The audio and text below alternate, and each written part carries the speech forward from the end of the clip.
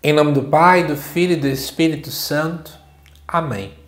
Amados irmãos e irmãs, é com muita alegria que nós estamos aqui para juntos estudar e meditar o Evangelho que a Igreja nos apresenta para este domingo, que é, dentro da nossa liturgia, o 16º domingo do tempo comum do ano A. O texto de hoje se encontra lá em Mateus capítulo 13. Existem duas formas, a forma breve e a forma longa, mas como de costume aqui no canal, vou trazer para vocês a forma longa, tá bom?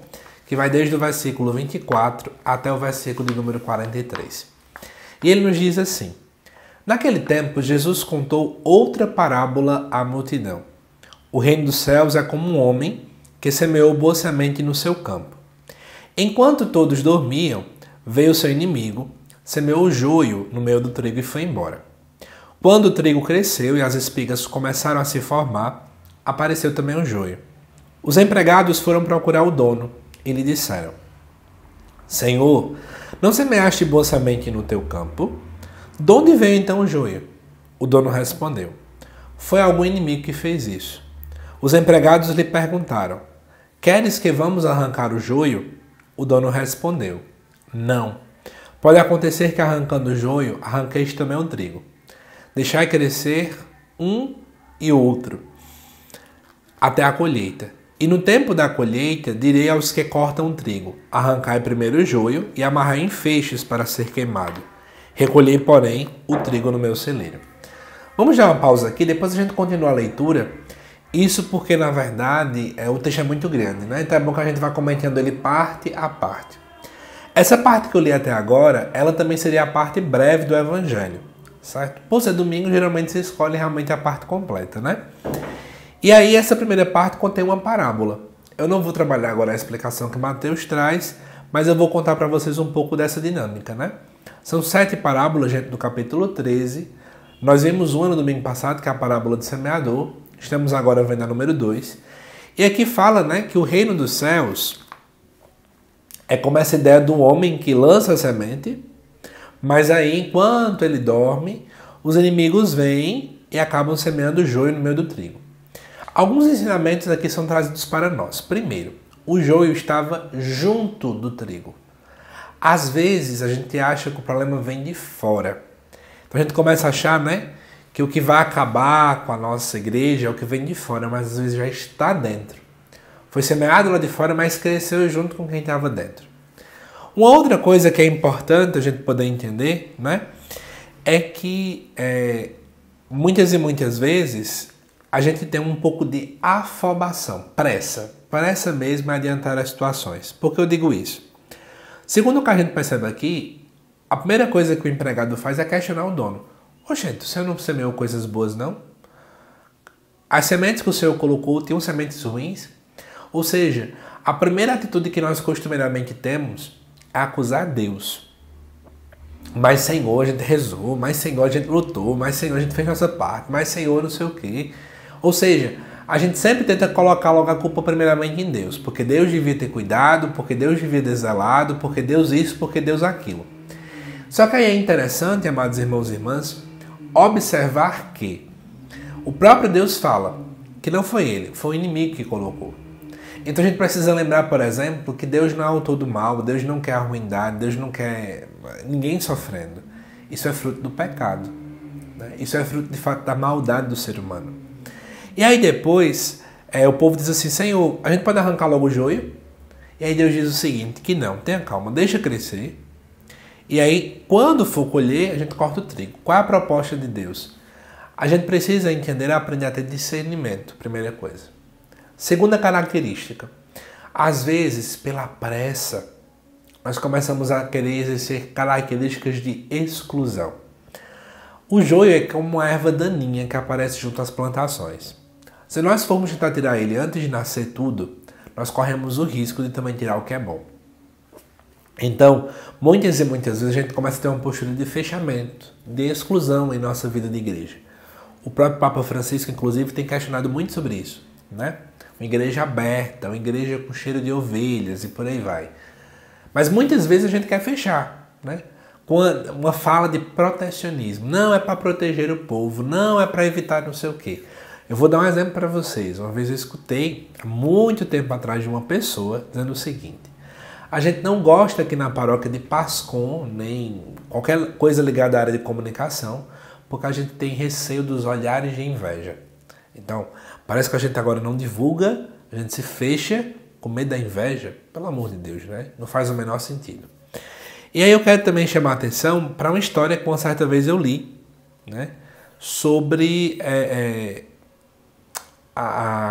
uma história de uma senhora que estava no ônibus, e você vai entender como é que faz todo sentido com o que está acontecendo aqui. Conta-se uma certa vez que uma mulher estava no ônibus e o homem sempre percebia que ela estava jogando semente ali fora, né, na janela do ônibus. Ela jogava semente, e o homem se revoltou um pouco, porque ele dizia, nossa, por que essa mulher sempre joga semente? Né? E aí o que acontece? Ele uma vez chegou perto dela e perguntou, mas senhora, por que a senhora está fazendo isso? Aí ele foi e disse assim, ela foi e disse, olha meu senhor, é porque eu vejo aqui que o terreno é tão sem nada, sem vida, sem beleza, onde a gente passa, que eu estou jogando semente para que um dia possa crescer. Aí ele disse, mas a senhora percebe que boa parte das sementes cai no asfalto? Então, tipo, não vão dar frutos? Ela disse, eu percebo, mas eu também sei que algumas caem na terra, então eu faço minha parte. Aí aquele homem foi pro canto dele, e algum tempo depois ele chegou no ônibus, a senhora não estava. E aí ele chegou pro condutor do ônibus e disse, motorista, cadê aquela senhora? Ele disse, ela faleceu. E aí o que acontece? Ele começou a perceber na janela que tinham muitas árvores, muitas flores. E aí ele disse, mas tá vendo, ó, não valeu a pena. Ela semeou, mas ela não pôde ver os frutos. Ou seja, foi um trabalho em vão, não valeu a pena.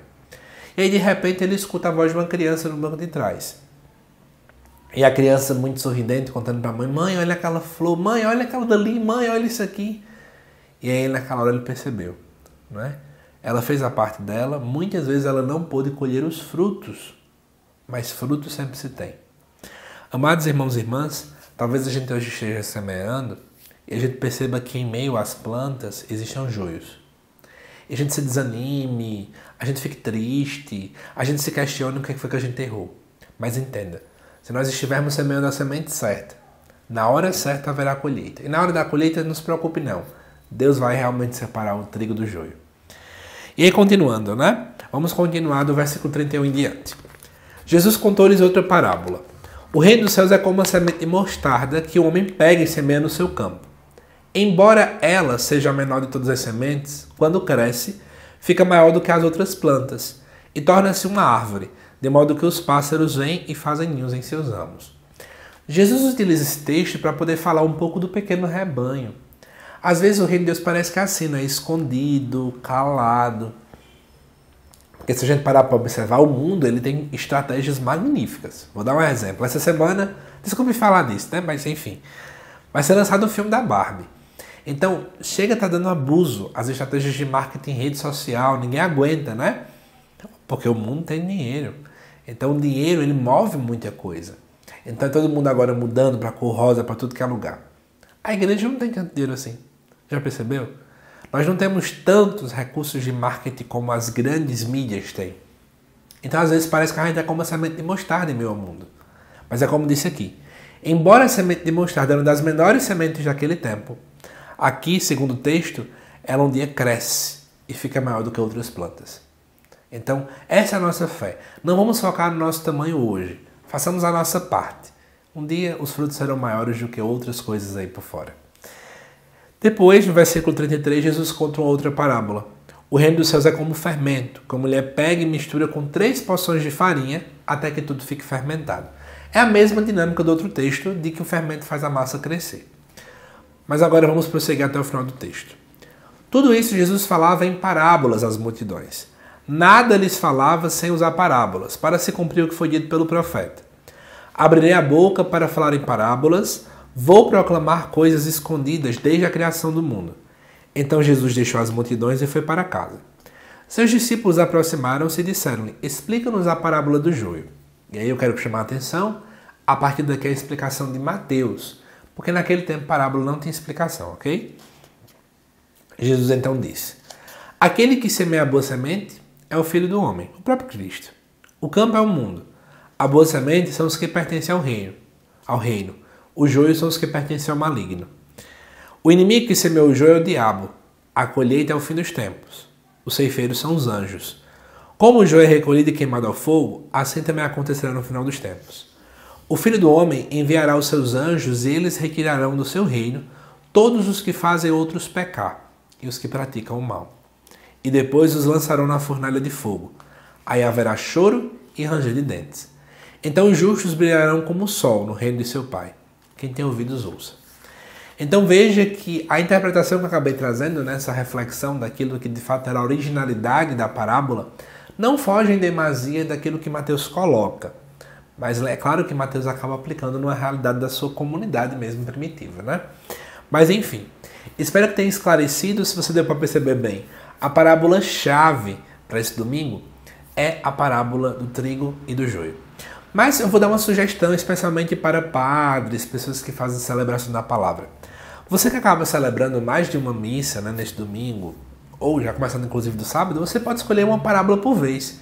Então, especialmente o primeiro tema, né, pode-se falar sobre o discernimento, que é preciso se ter, sobre essa questão da exclusão, né, desse fechamento, também do desânimo que muitas e muitas vezes nós temos nesta caminhada.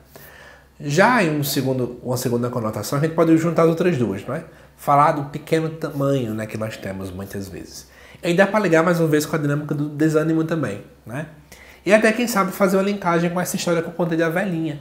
Às vezes a nossa ação parece ser tão pequena, o nosso grupo parece ser tão pequeno, a nossa paróquia é tão pequena, mas a gente precisa lembrar que o poder da semente, o poder do fermento, o poder de tudo, não está em nós, está em Deus. E Ele faz de tudo aquilo que é tão pequeno se tornar algo gigantesco. Que Deus te abençoe, amado irmão e irmã. Te aguardo nos próximos vídeos aqui do canal. Até mais!